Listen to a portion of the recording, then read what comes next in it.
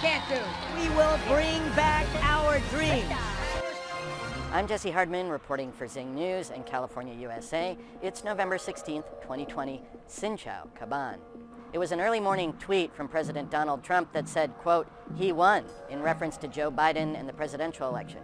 And while the rest of the tweet went on to say the election was rigged and was actually marked by Twitter as misinformation, it showed the first inkling that President Trump might accept defeat. He quickly sent a second tweet saying, quote, "I concede nothing."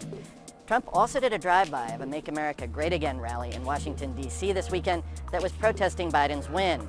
It was billed as a Million MAGA March, but the event was more in the thousands, and it ended with Trump supporters fighting with counter-protesters.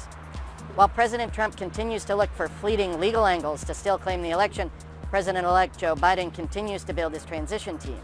He started that process by creating a coronavirus task force, but progress there has been hampered again by Trump's refusal to let his administration acknowledge Biden's win. In fact, reports surfaced of one staffer being in charge of firing anyone who alludes to a Biden victory. America's leading infectious disease expert, Dr. Anthony Fauci, says this division is hurting COVID-19 response. Fauci says Trump has prevented the federal coronavirus task force from sharing information with Biden's COVID team, which is headed by his recently appointed future White House Chief of Staff, Ron Klain. Klain led the U.S. response to the Ebola epidemic in 2014 as well.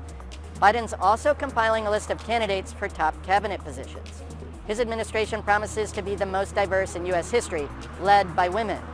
Names like Massachusetts Senator Elizabeth Warren, Illinois Senator Tammy Duckworth, and Minnesota Senator Amy Klobuchar are all likely to emerge as top contenders for posts like Treasury Department, Defense Department, and the head of the Agriculture Department.